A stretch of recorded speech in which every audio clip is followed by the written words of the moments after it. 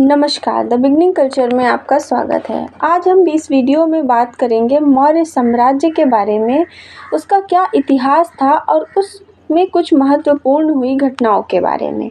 तो चलिए शुरू करते हैं। मौर्य साम्राज्य मगध में स्थित दक्षिण एशिया में भौगोलिक रूप से व्यापक लौह युग की ऐतिहासिक शक्ति थी, जिसकी स्थापना चंद्रगुप्त मौर्य ने 322 ईसा पूर्व में की थी। मौर्य साम्राज्य को भारत गंगा के मैदान की विजय द्वारा केंद्रीकृत किया गया था और इसकी राजधानी पाटलिपुत्र में स्थित थी। इस शाही केंद्र के बाहर साम्राज्य की भौगोलिक सीमा सैन्य कमांडरों की वफादारी पर निर्भर करती थी, जो इसे छिड़कने वाले सशस्त्र शहरों को नियंत्रित करते थे। अशोक के शासन के दौरान साम्राज्य ने गहरे दक्षिण को छोड़कर भारतीय उपमहाद्वीप के प्रमुख शहरी केंद्रों और धमनियों को संक्षेप में नियंत्रित किया। अशोक के शासन के लगभग 50 वर्षों बाद इसमें गिरावट आई और पुष्यमित्र शुंग द्वारा बृहद्रथ की हत्या और मगध में शुंग वंश की नींव के साथ 185 ईसा पूर्व में भंग कर दिया गया। मौर्य साम्राज्य की बात करें तो चंद्रगुप्त मौर्य ने एक सेना खड़ी की, जिसमें चाणक्य की सहायता से अर्थशास्त्री के लेखक और सी में नंदा साम्राज्य को उखाड़ फेंका। 322 ईसा पूर्व चंद्रगुप्त ने सिकंदर महान द्वारा छोड़े गए क्षत्रपों पर विजय प्राप्त करके मध्य और पश्चिम भारत में अपनी शक्ति का विस्तार पश्चिम की ओर किया और 317 ईसा पूर्व तक इस साम्राज्य ने उत्तर पश्चिमी भारत पर पूरी तरह से कब्जा बना लिया था। मौर्य साम्राज्य ने तब सेल्यूकस एक डायोडोचस और सेल्यूसिड साम्राज्य के संस्थापक को हराया, जो सेल्यूकिड मौर्य युद्ध के दौरान इस प्रकार सिंधु नदी के पश्चिम क्षेत्र को प्राप्त करता है। मौर्यों के तहत आंतरिक और बाहरी व्यापार, कृषि और आर्थिक गतिविधियां, वित्त प्रशासन और सुरक्षा की एकल और कुशल प्रणाली के निर्माण के कारण पूरे दक्षिण एशिया में संपन्न और विस्तारित हुई। मौर्य वंश ने पाटलिपुत्र से तक्षशिला तक ग्रांड ट्रंक रोड का एक अग्रदूत बनाया। कलिंग युद्ध के बाद साम्राज्य ने अशोक के अधीन केंद्रीकृत शासन की लगभग आधी शताब्दी का अनुभव किया। बौद्ध धर्म के अशोक के आलिंगन और बौद्ध धर्म प्रचारकों के प्रयोजन ने श्रीलंका, उत्तर पश्चिम भारत और मध्य एशिया में उस विश्वास के विस्तार की अनुमति दी। मौर्य काल के दौरान दक्षिण एशिया की जनसंख्या 15 से 30 मिलियन के बीच आंकी गई है। प्रबुद्ध के साम्राज्य की अवधि कला, वास्तुकला, शिलालेखों और उत्पादित ग्रंथों में असाधारण रचनात्मकता द्वारा चिन्हित की गई थी, लेकिन यह भी गंगा के मैदान में जाति के समेकन और भारत आर्यन बोलने वाले क्षेत्रों में महिलाओं के घटते अधिकारों द्वारा चिन्हित की गई थी। पुरातात्विक दृष्टि से दक्षिण एशिया में मौर्य शासन की अवधि उत्तरी ब्लैक पॉलिश वेयर के युग में आती है। अस्त और अशोक के अभिलेख मौर्य काल के लिखित अभिलेखों के प्राथमिक स्रोत है। सारनाथ में अशोक की शेर राजधानी भारत गणराज्य का राष्ट्रीय प्रतीक है। आगे मौर्य साम्राज्य के इतिहास के बारे में बात करते हैं। मौर्य नाम अशोक के शिलालेखों या समकालीन ग्रीक खातों जैसे कि मेगस्थनीज के इंडिका में नहीं होता है, लेकिन यह निम्नलिखित स्रोतों द्वारा स्थापित है, जैसे रुद्रदामन का जूनागढ़ शिलालेख चंद्रगुप्त और अशोक नामों के लिए मौर्य उपसर्ग करता है। पुराण मौर्य को एक वंशावली के रूप में उपयोग करते हैं। बौद्ध ग्रंथों में कहा गया है कि चंद्रगुप्त वाक्यों के मौर्य कबीले से ताल्लुक रखते थे। यह जनजाति गौतम बुद्ध की थी। मौर्य साम्राज्य से पहले नंद साम्राज्य ने अधिकांश भारतीय उपमहाद्वीप पर शासन किया था। महाजन पदों पर विजय प्राप्त करने के कारण नंदा साम्राज्य एक बड़ा सैन्य और आर्थिक रूप से शक्तिशाली साम्राज्य था। कई किंवदंतियों के अनुसार चाणक्य ने नंद साम्राज्य की राजधानी मगध के पाटलिपुत्र की यात्रा की, जहां चाणक्य ने एक मंत्री के रूप में नंदों के लिए काम किया था।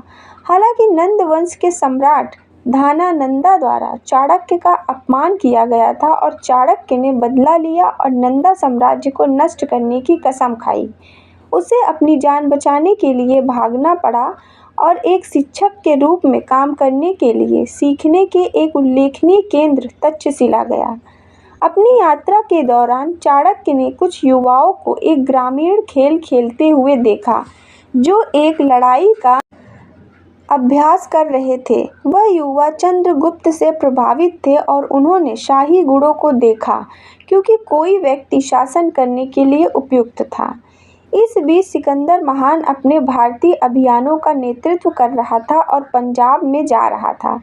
उनकी सेना ने व्यास नदी में उत्परिवर्तन किया और एक अन्य सेना द्वारा सामना किए जाने पर पूर्व की ओर आगे बढ़ने से इनकार कर दिया। सिकंदर बाबुल लौट आया और सिंधु नदी के पश्चिम में अपने अधिकांश सैनिकों को तैनात कर दिया। 213 ईसा पूर्व में बाबुल ने अलेक्जेंडर की मृत्यु के बाद उसके साम्राज्य को उनके सेनापतियों के नेतृत्व में स्वतंत्र राज्यों में विभाजित किया। मेगास्थनीन सैन्य कमान का उल्लेख करता है जिसमें 5 सदस्यों के 6 बोर्ड शामिल हैं, जैसे नौसेना, सैन्य परिवहन, इन्फेंट्री, कैवलरी, कैपुलस, रथ डिवीज़न, हाथी। मौर्य युग की मूर्तियां साम्राज्य को पाटलिपुत्र में शाही राजधानी के साथ 4 प्रांतों में विभाजित किया गया था। अशोकन के संपादकों से 4 प्रांतीय राजधानियों के नाम तोसली जो पूर्व में थी, उज्जैन पश्चिम में, सुवर्णगिरी दक्षिण में और तक्षशिला उत्तर में। प्रांतीय प्रशासन का प्रमुख कुमारा था जिसने प्रांतों को राजा के प्रतिनिधि के रूप में शासित किया। कुमारा को महामात्या और मंत्री परिषद द्वारा सहायता प्रदान की गई। यह संगठनात्मक संरचना सम्राट और उनके मंत्री परिषद के साथ शाही स्तर पर परिलक्षित होती थी। मौर्यों ने एक अच्छी तरह से विकसित सिक्का खनन प्रणाली की स्थापना की। सोने के कुछ सिक्के भी प्रचलन में थे। सिक्कों का व्यापक रूप से व्यापार और वाणिज्य के लिए उपयोग किया जाता था। मौर्य काल में प्रशासन मुख्य रूप से राजा में ही निहित था। प्रशासन के प्रमुख अंगों कार्यपालिका, व्यवस्थापिका एवं न्यायपालिका पर उसका नियंत्रण होता था। कौटिल्य की अर्थशास्त्र एवं अशोक के शिलालेख में मंत्री परिषद के बारे में चर्चा की गई है। पतंजलि द्वारा रचित महाभाष्य में भी चंद्रगुप्त मौर्य के काल में सभा का वर्णन किया गया है। मंत्री परिषद के सदस्यों का चुनाव आधार पर किया जाता था। पुरोहित, सेनापति, सन्निधाता और युवराज सम्राट की मंत्री परिषद के प्रमुख सदस्य थे।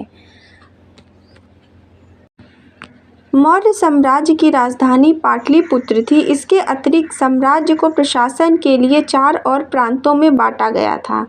पूर्वी भाग की राजधानी तौसाली थी तो दक्षिण भाग की सुवर्णगिरी। इसी प्रकार उत्तरी तथा पश्चिमी भाग की राजधानी क्रमशः तक्षशिला तथा उज्जैन थी। इसके अतिरिक्त समापा, इशिला तथा कौशाम्बी भी महत्वपूर्ण नगर थे। राज्य के प्रांतपालों कुमार होते थे जो स्थानीय प्रांतों के शासक थे। कुमार की मदद के लिए हर प्रांत के एक मंत्री परिषद तथा महामात्य होते थे। प्रांत आगे जिलों में बटे होते थे। प्रत्येक जिला गांव के समूहों में बटा होता था। प्रादेशिक जिला प्रशासन का प्रधान होता था। रज्जुक जमीन को मापने का काम करता था। प्रशासन की सबसे छोटी इकाई गांव थी जिसका प्रधान ग्रामिक कहलाता था। जिस समय चंद्रगुप्त राजा बना था, भारत की राजनीतिक स्थिति बहुत खराब थी। उसने सबसे पहले एक सेना तैयार की और सिकंदर के विरुद्ध युद्ध प्रारंभ किया। 317 ईसा पूर्व तक उसने संपूर्ण सिंध और पंजाब प्रदेशों पर अधिकार कर लिया। अब चंद्रगुप्त मौर्य सिंध तथा पंजाब का इकलौता शासक था। पंजाब और सिंध विजय के बाद चंद्रगुप्त तथा चाणक्य ने घनानंद को मारकर मगध पर अधिकार कर लिया। चंद्रगुप्त के बाद उसका पुत्र बिंदुसार गद्दी पर बैठा, पर उसके बारे में अधिक जानकारी उपलब्ध नहीं है। दक्षिण की ओर साम्राज्य विस्तार का श्रेय बिंदुसार को दिया जाता है। हालांकि उसके विजय अभियान का कोई साक्ष्य नहीं है। सम्राट अशोक भारत के ही नहीं बल्कि विश्व के इतिहास के सबसे महान शासकों में से एक हैं। अपने राजकुमार के दिनों में उन्होंने उज्जैन तथा तक्षशिला के विद्रोह को दबा दिया था, पर कलिंग की लड़ाई उनके जीवन में एक निर्णायक मोड़ साबित हुई और उनका मन युद्ध में हुए नरसंहार से ग्लानि से भर गया। उन्होंने बौद्ध धर्म अपना लिया तथा उसके प्रचार के लिए बहुत कार्य किए। सम्राट अशोक को बौद्ध धर्म में उपगुप्त ने दीक्षित किया था। उन्होंने देवान प्रियदर्शी जैसी उपाधि धारण की। अशोक के निधन के बाद कुशासन ने 185 ईसा पूर्व में मौर्य साम्राज्य के पतन का कारण बना। यदि आपको यह वीडियो पसंद आई हो तो हमारे चैनल को लाइक और सब्सक्राइब करें। धन्यवाद।